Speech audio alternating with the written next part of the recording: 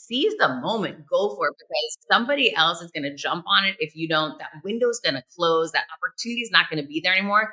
And regret is way too heavy of a weight to carry.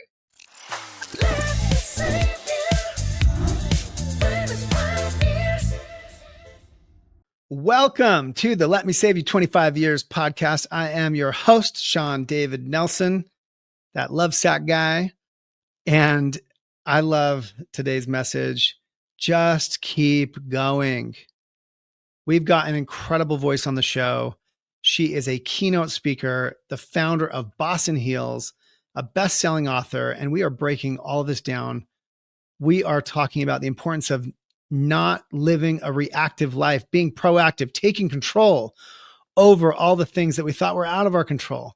We get into the idea of embracing uncertainty because uncertainty shouldn't be scary. That's where the possibilities are. In the uncertainty is all the possibility. And how we can utilize that, surrounding yourself with people who will push you to just keep going. And as Heather puts it, fire your villains. She wrote a whole book on that. You're going to love this. Reshape your algorithm on social media, right? I love the idea that social media doesn't have to just be doom scrolling. It can actually be a positive force in our life. All kinds of content coming at us that's useful if we avoid the negative and we shape that algorithm to lift us up. We talk about booking the gig. We talk about running in the morning mantras, really listening, writing notes to train our brains to be more positive, more capable. There's just gem after gem of useful things. Let me tell you where I came up with this Shawnism. Listen, we all go through mornings, minutes, days, whole weeks, sometimes whole months, sometimes where, we're not feeling it. We are not necessarily at our best. And we just have to keep going. And I will find myself saying this exact phrase to myself in those moments. It's like, just keep going, because I have faith that on the other side of whatever it is I'm experiencing is that positive, happy-go-lucky, energetic, winning Shawn that, I think probably a lot of people perceive me as. But if you have ever thought that about me, it is only because I have somehow muscled through those days, weeks, and months, sometimes years of just keeping going. We do talk about when to quit and how to recognize those moments and all of these great topics on today's podcast. I think you're going to enjoy this one. Check it out. All right, get ready, because today's guest is living, breathing proof that grit, guts, and confidence can take you anywhere. Her journey from getting fired to becoming a force in personal development, the founder of Boss in Heels, the author of The Confidence Creator, is nothing short of inspiring. And she's here to talk to us about a simple but life-altering mindset. Just keep going. Because sometimes the only difference between the person who wins and the one who doesn't is that one of them didn't quit. She's a best-selling author, a keynote speaker, a self-made success story, and the queen of crushing self-doubt. Please welcome to the show, the Boss in Heels herself, Heather Monahan. Thank you for that intro. I appreciate it. Glad to be here. Heck yeah. Grateful to have your wisdom in the house. All right, Heather, without even thinking hard, when you saw today's topic, just keep going. First thing that came to mind. Just keep going. I would say I was fired when I was 43 from my C-suite position in corporate America. And I had no idea what I was going to do to start over. I had an 18-month non-compete, non-solicit. And I remember thinking, okay, I'm just going to have to, test and try different things. And I did so many different things, especially early on. And the one thing that I learned from all of it was just don't give up. Let's see it through. You never know what it is that's going to work or how to write a book. I self-published my first book when I had been fired. And, I didn't know how to get the right opportunity or get to the right people. But the key became, which I had already learned in my sales career, is really just, if an obstacle shows up, find a way around it. If there's a challenge that pops up, go under it or over it. Just get creative. don't quit and don't allow something that gets in your way to stop you. Instead, just say, how can I redirect? How can I reimagine the situation so that I can get beyond it and just keep going? Yeah, I love it. I think a lot of people have heard it. A lot of people have heard the speech, from you or me or like 1,000 other people. Where do you get the energy? It's one thing to, you know, have that mindset in any given moment, but how do you maintain it? How do you keep up that energy and that conviction day to day, morning after morning, even, for something that takes weeks, months, years to unfold? You just reminded me of my second book, Overcome Your Villains. There's a 3-step process. It's called BACK: beliefs, actions, and knowledge. And really, it's all about the combining those 3 things together, right? So you're in control of all of them, and really empowering yourself to say, okay, I'm in control of this. I can choose what I'm going to do here. The belief systems that I'm going to hold, whether you're holding self-limiting beliefs or if you have beliefs that anything's possible for you, that can all be rewritten, rewired in your own mind. And that's you spend more time with yourself than anybody else in any given day. So the majority of us, it's really directed and implemented by ourselves. But then too, the people that you're surrounding yourself with do have an impact on how you think about yourself, what you think is possible for you. If you're around people constantly stretching themselves to go for more and challenge themselves and that are motivated, you're going to be highly likely to do the same. As well as if you're around people who are in toxic environments and are telling you that this is not possible and you shouldn't try it and they're afraid for you, on some level that's going to seep into your belief system. So your own thoughts and the thoughts of the people that you're surrounding yourself with or choosing to have around you, the actions that you take every day will completely change your outcome, and then the knowledge that you choose to surround yourself with. I say this to my son all the time. We love Instagram. It's so positive, and every day I turn it on, there's an amazing uplifting message and a message from God. And then other people say to me, my Instagram's not like that at all. It's so negative.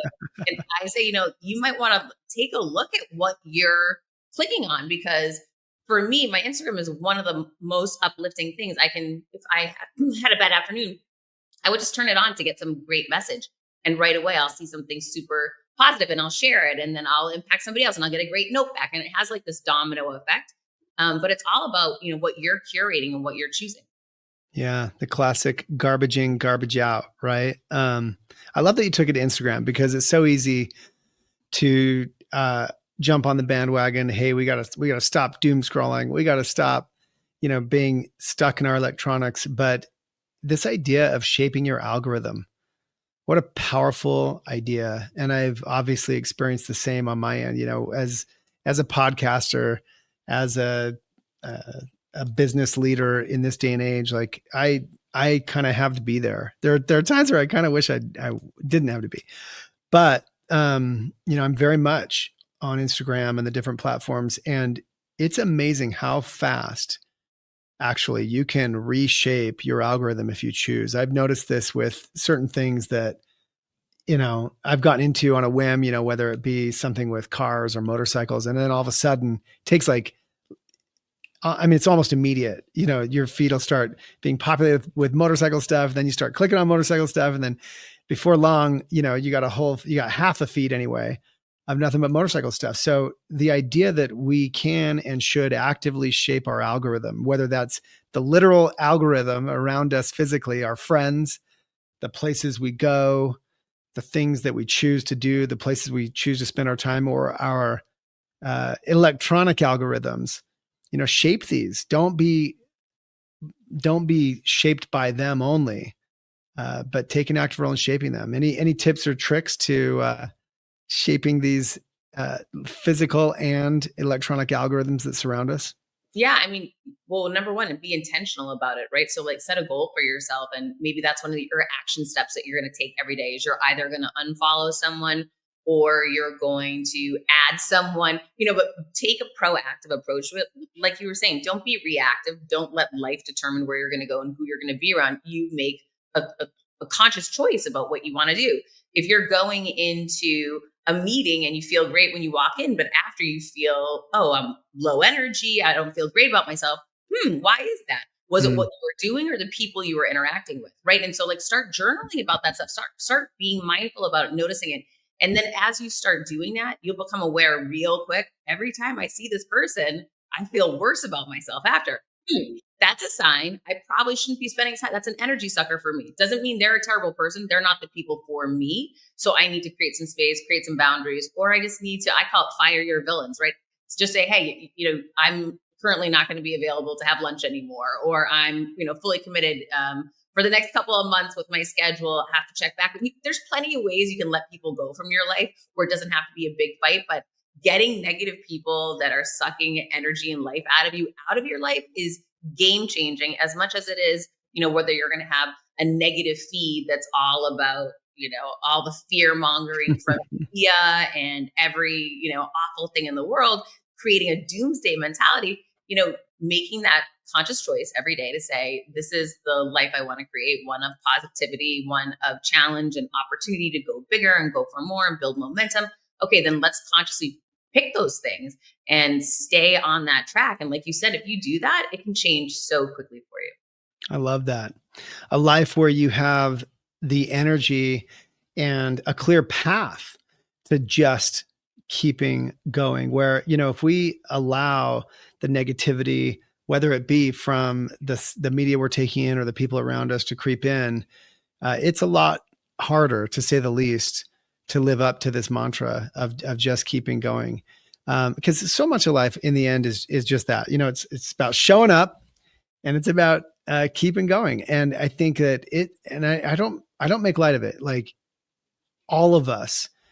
So here you sit in front of me, a TEDx speaker, a serial author, top 50 speaker in the world.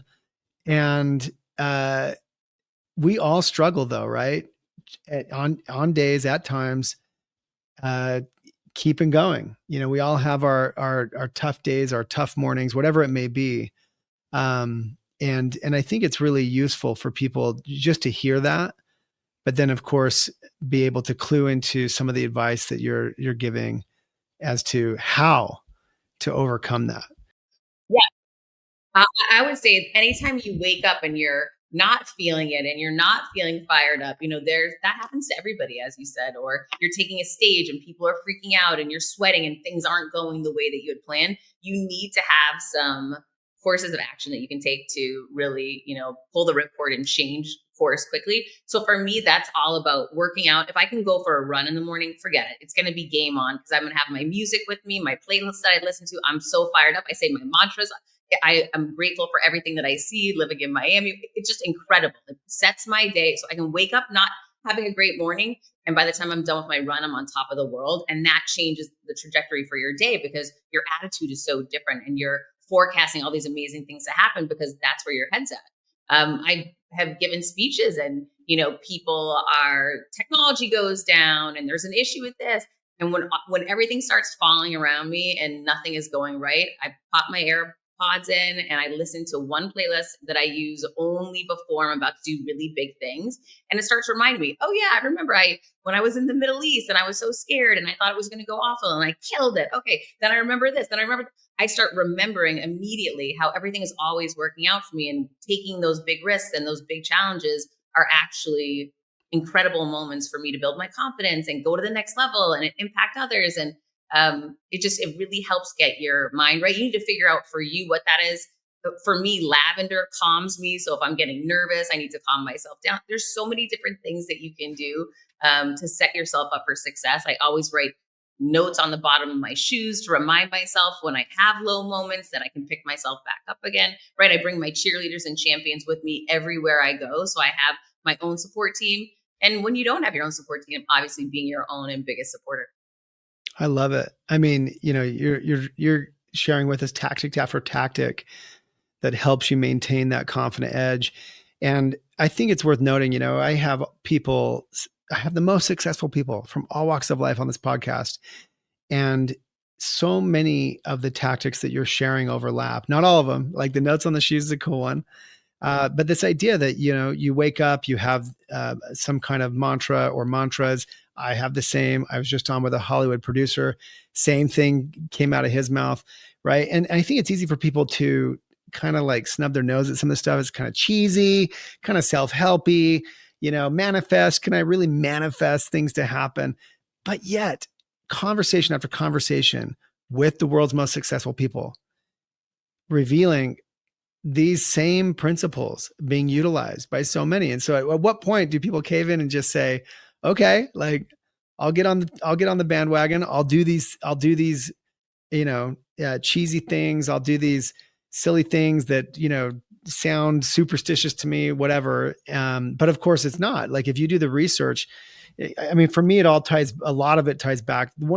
Ties back to one of my favorite books of all time, which I'm trying to get my 17-year-old daughter to read. Of course she won't, because I'm like her dad. But it's this book called Psycho-Cybernetics. I don't know if you've ever stumbled across it. It's by this guy, Maxwell Maltz. And what's cool about this book, Psycho-Cybernetics, it was written, I want to say in the 60s. It's old. And it's really kind of the from what I can find, the root of the movement that we would call the self-help movement today.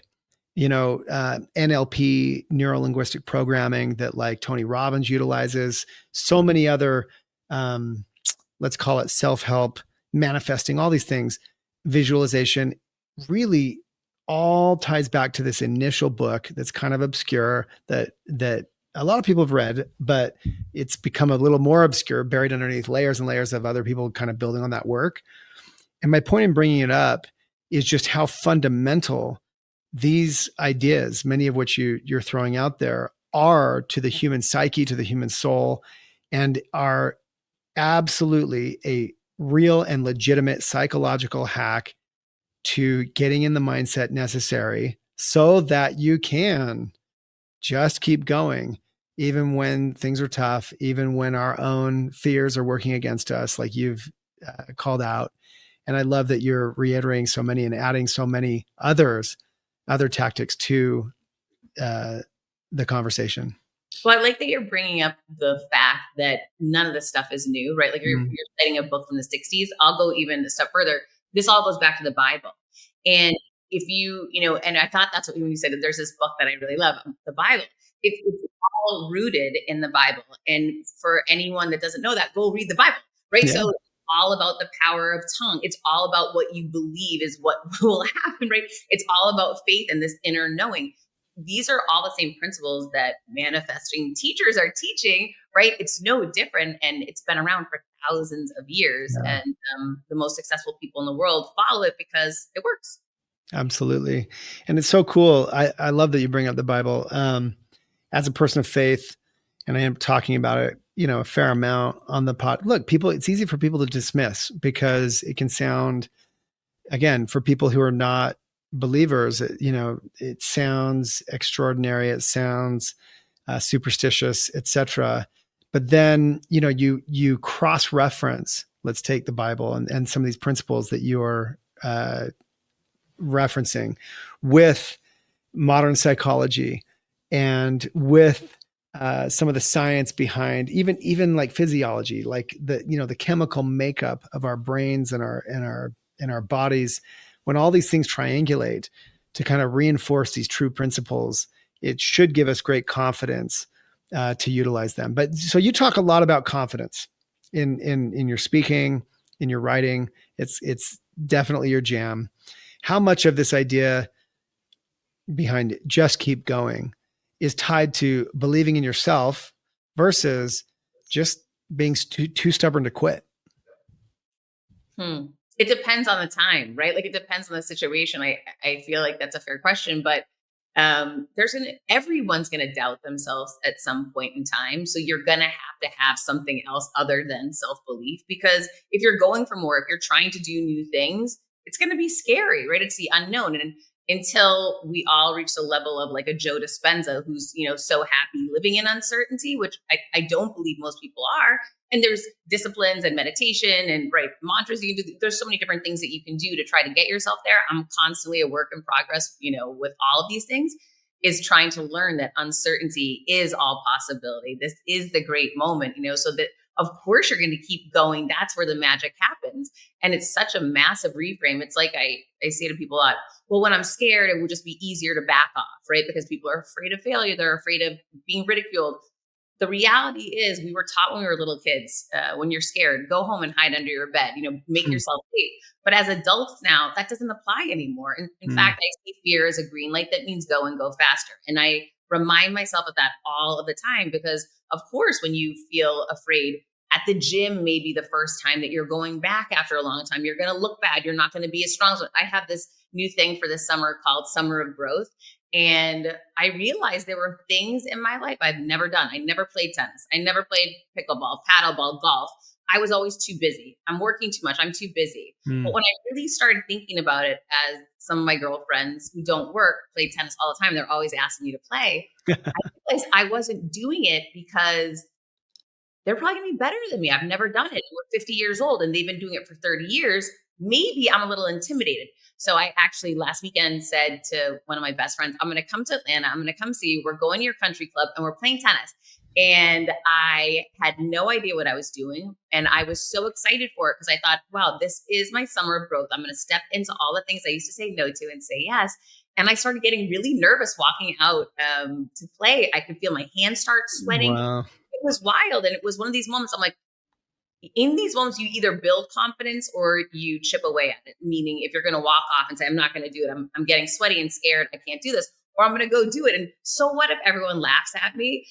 Turns out I'm left handed, which is an advantage. Turns out I'm really athletic. So I end up being better than my friend who'd been playing for 20 years. Turns out that all these amazing things happen. Am I Serena Williams? No. Will I get there? Not sure. But you know what? I'm going to keep showing up and doing that next scary thing. And it ended up being this incredible experience, totally boosted my confidence and made me so excited to keep trying new and different things.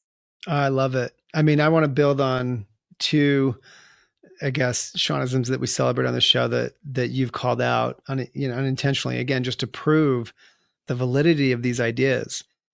One is book the gig. That's the phrase I use. Like you said to your girlfriend, hey, I'm coming out. We're going to the country club. We're doing this. You booked the gig. And for me, I'm a musician and I used to, bite off way more than I could chew when I was coming up and learning and trying to become a professional musician, at least be able to, play for money. I'd have to just book the gig. Someone would be like, oh, can you do this wedding or can you play in this bar, and I wouldn't even have the set list to possibly go for 2, 3, 4 hours, whatever it was, but book the gig and deal with it. And so it's a powerful notion of committing, but you still, even after you show up, you still got to go on stage then, in your case, on the court and go do it, pushing yourself through that uncertainty. And it's one of the things, again, I celebrate this idea of embracing uncertainty. And it is a physiological, psychological fact that people fear uncertainty. People shrink in uncertainty. It is an oppressive state to be in. And I love that, you have reframed it to say uncertainty is possibility. That's what you said. And I mean, how amazing is it to take the thing that oppresses most people without them even being aware of it? Right? Like I think sometimes we would rather know we have cancer than be waiting 4 weeks for test results to come back. Right? This uncertainty is so hard for people to thrive in. But it's in that uncertainty that you reframe it to look at it as possibility. Anything's possible if you don't know where the outcome's going. And so I think that's how do you do that? How any hacks to, convince yourself that these uncertain, scary moments are where the possibility lies? Well, I've been reading this book, Becoming Supernatural by Joe Dispenza, right? And he Mm. talks so much about uncertainty and the possibility that it can occur when you step into the uncertainty and receive it and, raise your energy and get excited about it. So just start practicing, like access information from people who've already done the things you want to do. I'm big into repetition cells, right? Like frequency cells. That's how you're going to rewire your brain is continuously, not one time read the book. I have it on Audible in my car. I'm always Yeah. reminding myself, I write notes, the more you write something down, you're actually going to imprint it more in your brain. So I do all the things to make sure it's top of mind for me. And then when I can catch myself in a moment, I remind myself of the knowledge I'm exposing. And then I say, I'm going to test and try it. Like, try it. Oh, there's other times I've tried this and it did work. So why isn't today? Today is going to work. Let's try it again. And so the more you do that, and then constantly reminding yourself when you see these signs in your life, like, oh, I was so nervous when I was in uncertainty when I got fired. I had no idea what I was going to do. it led me to my life's calling and the most important work I've ever done, and affecting so many people and helping so many people. I never knew this was possible. Well, if that's true, and it was all about stepping into uncertainty and not knowing what I was doing, sounds like I should probably do that again today. Like, where can I do that in my life next? Oh, I get it. So you want to get better at something, you can practice. I mean, I say it like that because it sounds so obvious, but I think that it's easy for people to forget that just because you're going to be alive, whether you choose to or not, does not mean you're good at life. And that you can practice getting better at life if you choose, as opposed to just existing, as opposed to just living and hoping that somehow it gets better. I think that's a really wise way to approach it. So, what mistake do you see people make most often when they hit their first major setback?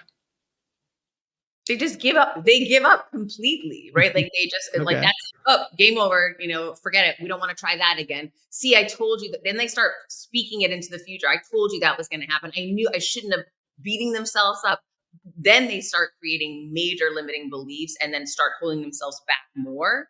When the reality is, if you look at any successful person's story, there's countless failures along the way. There's countless challenges along the way, but they don't allow it to stop them. They try something different, and it, listen, here's the thing. If you choose to give up, you're one and done. Like, all right, I'll tell you what your future looks like. It's a wrap. Like, you're done. Versus, I'm going to innovate. I'm going to try this. I'm going to change course here. I'm going to tweak this, and I'm going to try again. Well, now I don't know. I don't know if you're done, and you don't either, right? Like, you got to go and get back out there. But now you've opened possibility again. So to me, I'd rather have a shot at something, than just say no, it's over.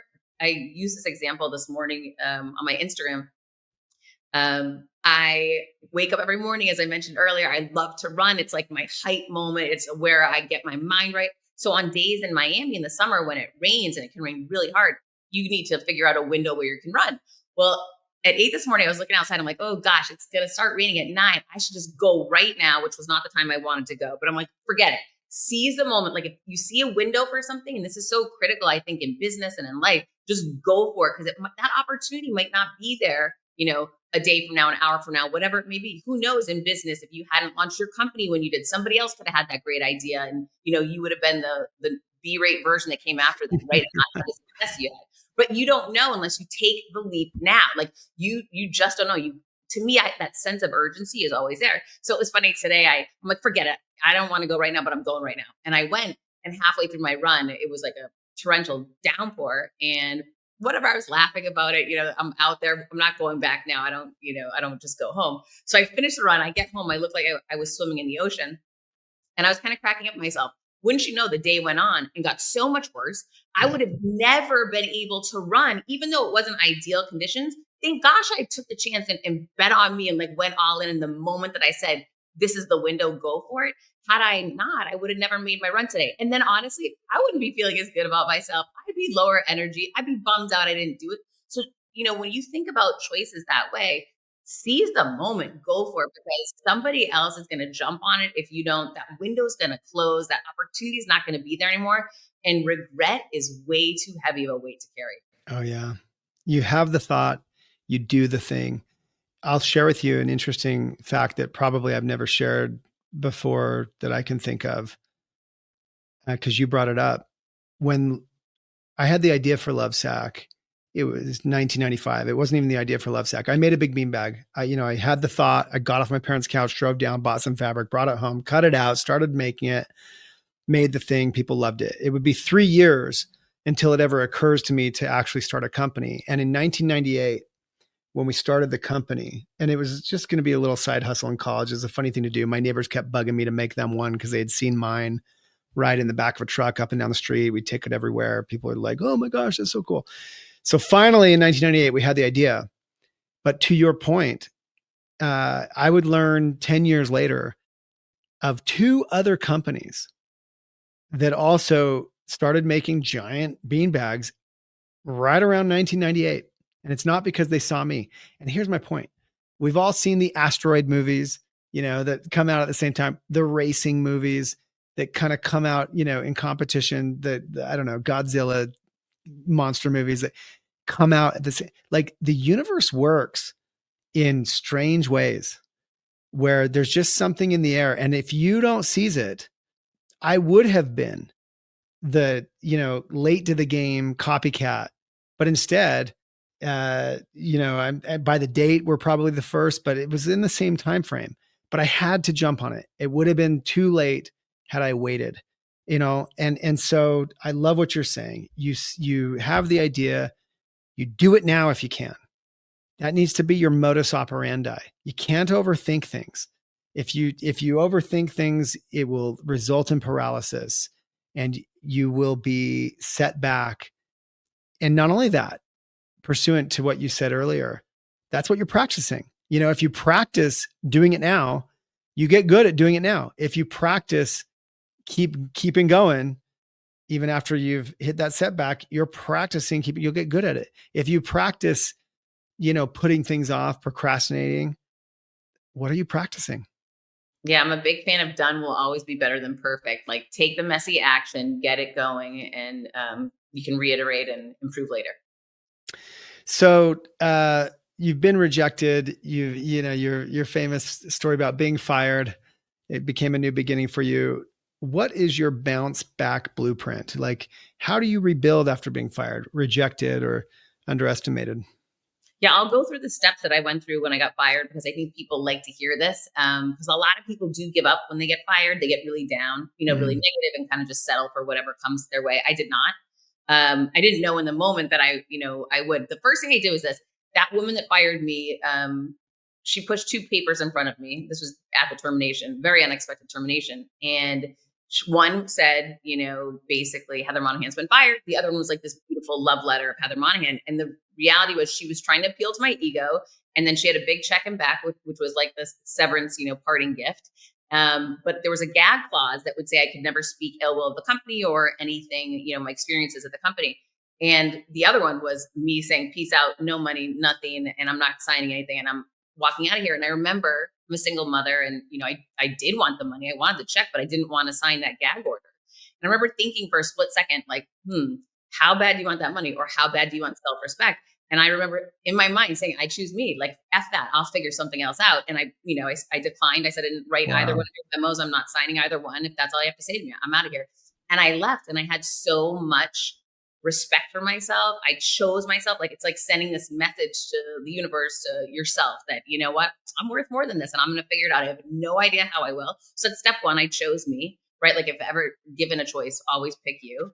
And I'm going to go all in on me. And then I put a post up on social media saying, hey, I've just been fired. If I've ever done anything to help you, I need to hear from you now. And ultimately what that is asking for help. I was asking others for help. That post went viral, landed me on the Elvis Duran show. I was scared to death to go on that show. Didn't know what we would talk about. But I said, you know what? I'm scared. And that's got to be an indicator that I'm onto something. I'm going to go. So that pushed me onto the show. He spoke life into me, told me I was writing a book. Didn't know how to write a book. So I Googled, how do you write a book? And then I just kept going, right? Like, so it was like one thing led to the next thing, to the next thing. And you didn't let any of these micro moments stop you. Yeah. It would have been easy to go back to the couch and get under the weighted blanket. But I thought that's not where I wanted to end up. I want to end up so much more, something greater, something bigger. And that came down to stepping into the uncertainty and holding myself accountable to keep doing it every day. I love that. Well, and what's wild is at the fundamental level, you're articulating the first couple of Shawnisms that I kicked my book off with. One, do something, and two, just do the next thing, right? Like if you got to write a book and you don't know how, take a step and then just take the next step. Like, now I always reflect on this. I get to be the CEO of a public company listed on NASDAQ going toward $1 billion that whatever employs a few thousand people, only because I did a thing and then I did the next thing and here we are. And I think that, and I bear no special intelligence or skills or abilities, honestly. And so it's wild what can be achieved if you pair the attitude, the basic attitude of doing things, doing the next things with a lot of grit and stick-to-itiveness. The other part that I want to call out though, from your story that I think is magical is you were brave enough. You know, I don't know where that bravery came from. I'd love for you to comment on that. But to take this hugely, probably indignant and embarrassing moment, like even if you were, you know, righteous in your cause, it still is like humiliating to be fired or be broken up with or whatever it may be, or like go through a chapter 11 bankruptcy, which I had to go through in the earliest days of LoveSac, like humiliating. But you were brave enough not just to like face into it, but to put it out there. Like you said, you made a post on social media, then that landed you on Elvis Duran, biggest radio show in the world. And then you know, it led to all kinds of crazy outcomes for you. But where did that come from? It was just my ability to see it differently. I didn't see it the way you did. I hadn't stolen anything. I hadn't failed at the job. I had done an incredible job. In fact, a lady didn't like me, right? And so I get it. Like that happens. So I didn't feel embarrassed. I felt like super proud of what I had done, what I had created. And so I started thinking, I bet a lot of people feel terrible about getting fired and don't realize it's an option to say, just because this challenge occurred doesn't mean you're bad or you did something bad. Why not reframe it and say in good company? And so I started Googling who else has been fired. And Steve Jobs has been fired and Oprah Winfrey's been fired. And you know, this laundry list goes on of all of these billionaires who've been fired. And I'm like, geez, I'm in like, this is my jump off point in good company. Get fired. That's how you take off. Well, I think you also maybe naturally, but took it to another fundamental behavior that is, I say fundamental because it's so healthy. You thought of others, you know, instead of just thinking about yourself, like you just said, you know, I thought of all the other people that might have faced something similar. And I think we can never go wrong when we develop the penchant for thinking of others. Even if it's, you know, in the context of what you're describing, I think that we just can't go wrong. I think that that's a place, if I'm ever feeling really like, if I'm ever going through a bad patch where I'm just like, maybe I'm feeling down for a few days in a row, you know, I'm still doing my thing because I'm generally a positive guy and whatever, I'm motivated. People probably would never know. But I try to have a little flag up in the air, like, have I done anything for others lately? Is there something I could go do for other people? Where can I provide service? Whether it's as simple as trying to be generous with, you know, some kind of useful tidbit on social media, maybe something vulnerable, or more real, you know, helping a neighbor out, doing some kind of real service. And it's something I really have to push myself to remember, you know, back to the Bible, back to what we believe, back to what we practice. But that's interesting that you had that instinct to think of others. Yeah, that's I work with a lot of people in my mastermind that want to be speakers, want to take bigger stages, want to go for more. And one of the things that helps them reframe when they get scared or nervous to do the things is stop making it about yourself. Yeah. Everybody's so concerned with what they think about me and what if I mess up and what if, hang on, pause, stop being selfish, instead be selfless and think about the one person you can help in that audience, the one person that might read your book. And when you start thinking with that, you can't not do it, right? You can't not take the stage. You can't, because you could help one person say and change their life. So, you know, just stop making it just about you and instead make it about the people you can help, and everything becomes so much easier. Yeah. Let's stop trying to look good and instead try to be useful. I love that. You know, I have a line in my own book that says confidence is a choice. And whether that's accurate or controversial, I'm, as someone who is a consummate expert on the topic of confidence, what advice do you have to people for becoming more confident? You know, what would you offer in that realm? Yeah, I'll give you a few things. One, stop apologizing. So many women in particular apologize for everything. Somebody bumps into you. I'm sorry. You're constantly putting yourself beneath other people. Instead, practice gratitude, right? So you show up late for a meeting. Thank you, everyone, for your patience. I'm ready to begin, right? You start just owning it yourself differently, focusing on serving others, focusing on gratitude for others instead of putting yourself beneath others. Take other people off the pedestal. Too often, you know, I had Harvard on a pedestal for a long time until they asked me to come teach. And then I had to say, okay, I've got to take them off the pedestal. They want me in there. I've got to be able to add some value. and going through that experience and seeing, oh my gosh, they so needed me in there. Of course they needed me and my voice and my experience and my expertise. Well, I had them on a pedestal for a long time, so I couldn't actually see that we're all equal. Everybody is. You all have unique skills, talents, and traits. Just because somebody went to a certain school or looks a certain way doesn't make them any better than you. It's just we're all different. So starting to own that, a fish is never going to succeed climbing a tree, but a fish is going to do great in the ocean this morning with me, right? So take a look at what are the things that you're great at. Are you an accountant because your dad was an accountant, but you really love painting? You're never really going to be confident if you stay in the accountant route because that's what you're supposed to do versus following your passion, your purpose, and your calling. Really get real about how are you spending your time? Who are you spending your time with? And do things that light you up. When you start filling yourself with positive energy, doing the things that you're put on this earth and planet to do and doing good in the world, you can't get out of the way of confidence. It's coming for you. That's awesome. I mean, such perfect and useful advice. Thank you. So I'm curious though, on your end, what's the worst advice that you were ever given about resilience, success, confidence, as a student of the realm now?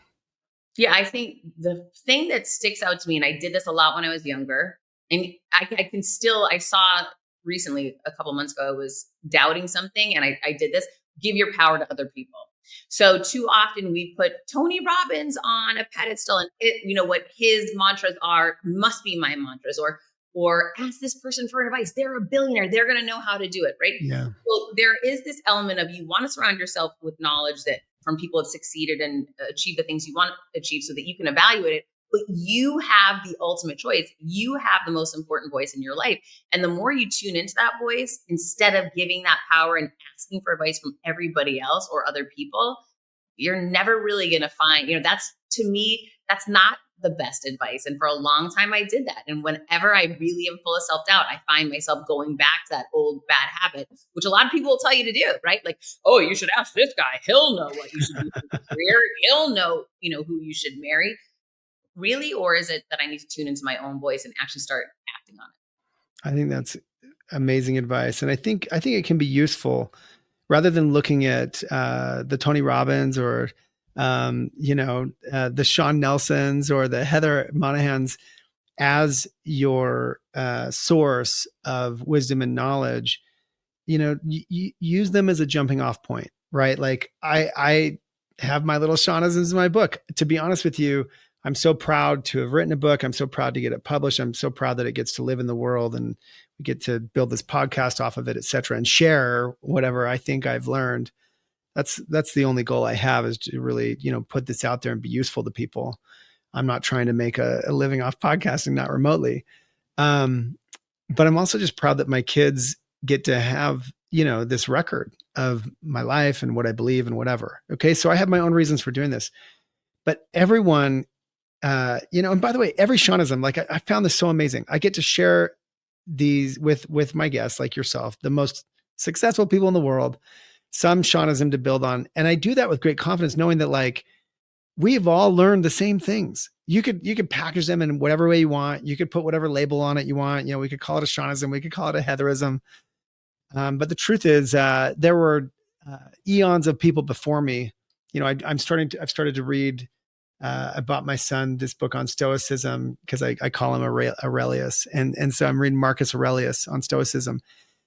It's all been said hundreds and thousands of years ago. Like you said, take it back to the Bible and all the principles are there.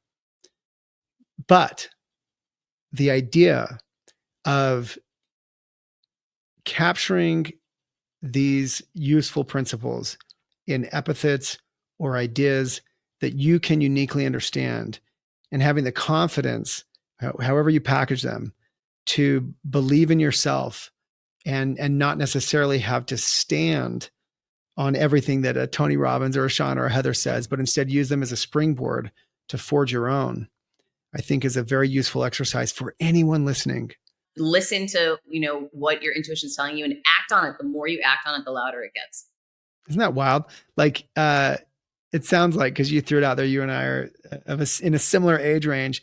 And what's funny is I thought when I was, I don't know, halfway through this journey where I'm at so far, that I would get more scientific. I actually went back and I sought a master's degree just because I believe in learning. I read books endlessly. I'm on audiobooks endlessly. I'm always trying to learn, podcasts, all of it.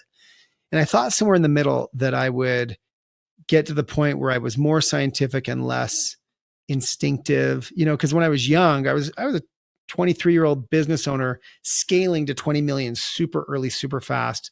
I think before the word bootstrapping was even a word.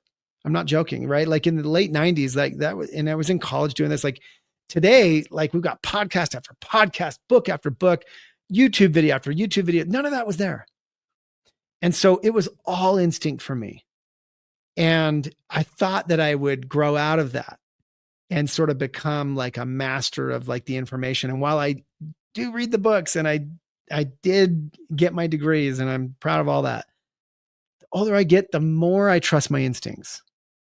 The more I even in the face of those arguing with me, like it's wild to me that I haven't grown out of it. And in fact, I trust it even more. Have you experienced the same? I'm curious. I don't know. I never had an inkling towards, scientific studies or anything. I mean, I'm always blown away when I interview someone for my podcast and they have all this data and science behind things. I think it's so great, but it just further validates my instinct. So at the end of the day, I don't know. I'm big into like, listen to you, trust in you. Yeah. And it's all going to work out. Yeah. I think that people underestimate how powerful they are. And I mean that even in the most fundamental way. Let's go there. We are children of God, at least if you believe what I believe. We have all kinds of skills and abilities and potential that comes from that place, probably way beyond. I mean, we know this even pseudoscientifically, right? We use not all of our brain. Our body has all kinds of abilities that we still can't explain, even the basic stuff like consciousness. My point is, I think that we are fundamentally way more powerful than we even allow ourselves to believe. And even if we can't explain it, how wild is it? Like they can observe a human being's brain waves change at the moment that they go from sleeping to awake. But they cannot replicate it and they cannot induce it. Like in the case of a coma patient, they know exactly what the brain has to do to be in the coma state versus the non-coma state. But they can create conditions, the temperature and the blood flow and all the other things that should hopefully see that happen, but they cannot induce it.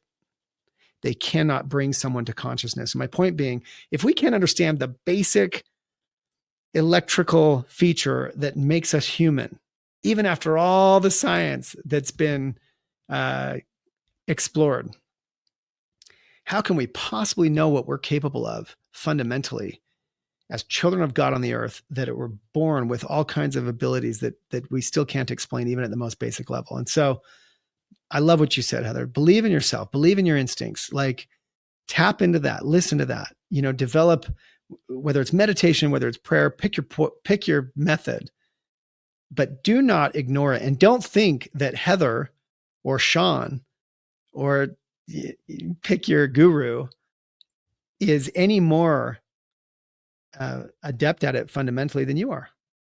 Agreed. All right. Well, look, let's go dark for a second. If someone's at rock bottom, right? So you're a super successful person. I get to talk to all these super successful people, but for someone who really like is not in a good place, what's a tiny step that someone can take to start moving toward confidence again?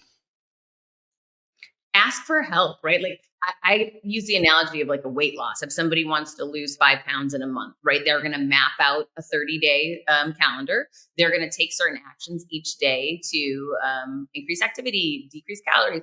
It's no different with confidence, right? Employ an accountability partner. Find someone that loves you, that you can trust, that you can rely on, that's going to check in with you a couple times a week.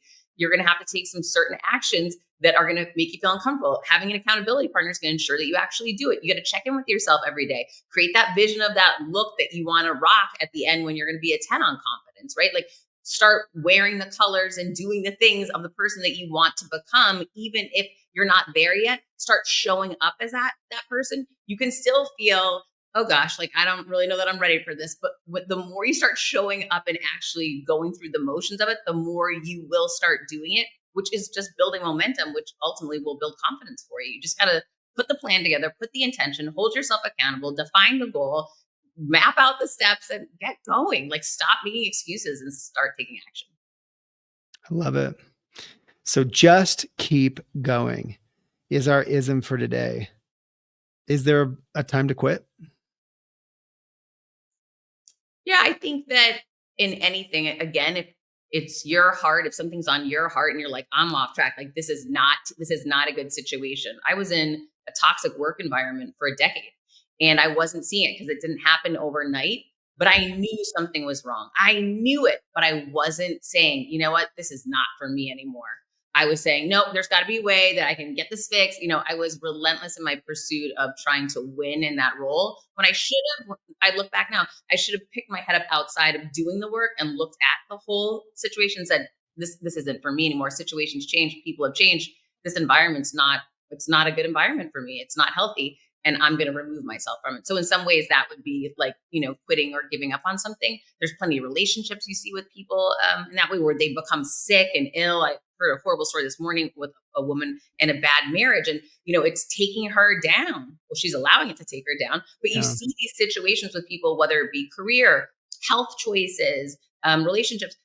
Yeah, at some point you have to say, this isn't serving me anymore. And if it's not serving me, then what am I going to do about it to change it? Yeah. There absolutely are times to quit and not just keep going, in your example of like a really toxic marriage or relationship or who knows what. But I heard it well said recently, tie goes to the runner. So if, it's one of those situations where, Kyle, like I'm not liking this, but you've got all these great things that you do love about it, whatever it is. I think as a default, I like the idea that tie goes to the runner. Tie goes to just keep going, muscle through, push through the hard, because everything ultimately will have some very hard aspects to it in some very hard moments. But the only other piece of advice I can give anyone is be honest with yourself. Like you nailed it. Like be truly honest about what you're seeing, what you're observing, seek to change it. And if you can't, then maybe we face that moment where we got to quit something. And you'll have the answer. Yeah. Well, Heather, in the spirit of let me save you 25 years, any last piece of advice that you could give a listener out there to save them off a chunk of their own 25-year journey? Yeah. You just got to believe in you. The more that you believe in you, the more you show up for you, the more you choose you, the rest of the world will too. I love it. Believe in you, choose you, trust your instincts. You were born with them for a reason. Thank you so much. Be sure to follow Heather Monahan on Twitter, _Heather Monahan, Monahan, on Instagram at Heather Monahan. And be sure to check out her podcast, Creating Confidence with Heather Monahan. And you can grab both of her best-selling books, Overcome Your Villains and Confidence Creator. They are both available wherever you buy books. Thank you so much to the queen of keynotes, the best-selling boss in heels, the confidence creator herself, Heather. Thank you. Thanks for having me. And remember, sometimes the only difference between success and failure is that one person kept going. So just keep going. It just may save you a chunk off your own 25-year journey.